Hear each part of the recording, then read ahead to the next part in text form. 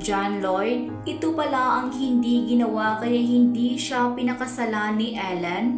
Usap-usapan ngayon sa social media ang naging pahayag ng dating aktres na si Ellen Adarna tungkol sa kanyang ex-boyfriend na si John Lloyd Cruz. Nagugat ito matapos ang controversial na blind item na ibinahagi ng social media personality na si Sian Casa.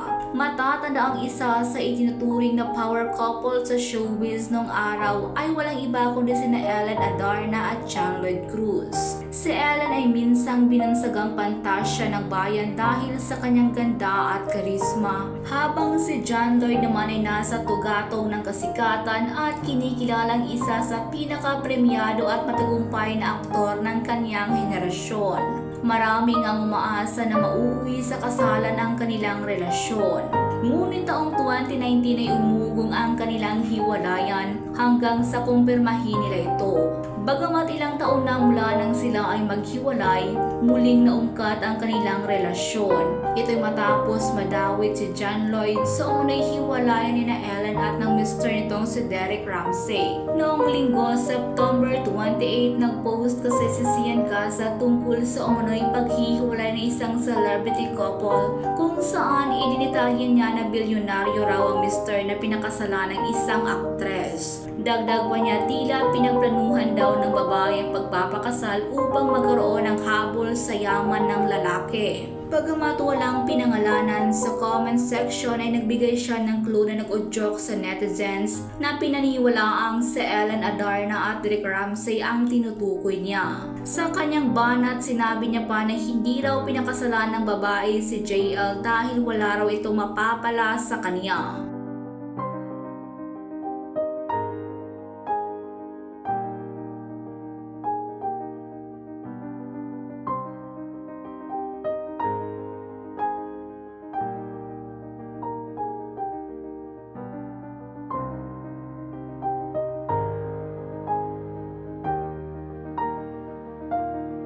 Agad namang itinuro ng mga netizen na ang JL ay walang iba kundi si John Lloyd Cruz, na ama rin ng anak ni Ellen na si Elias at kilala dahil sa advertisement niyang Biogesic. Samantala, hindi naman pinalagpas ni Ellen ang post ni Sian, diretsahan niya itong sinagot. Dito ay ilabas niya ang tunay na dahilan kung bakit hindi sila nauwi sa kasal ni John Lloyd, taliwas sa pinapakalat ni Sian. Isiniwalat nga ni Ellen na hindi niya talaga papakasalan si John Lloyd dahil hindi naman ito nag-propose sa kanya.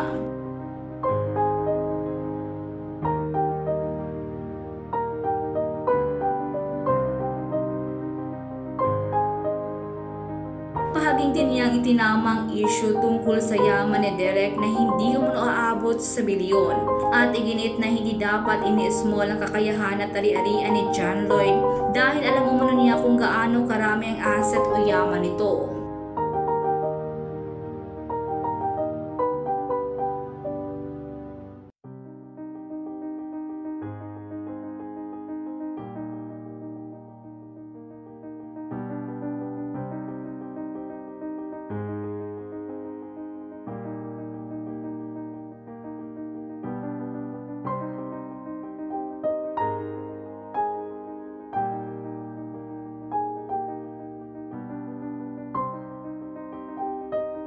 Sa huli, nagpapaalala si Ellen na maging maingat sa pagpapakalat ng kwento.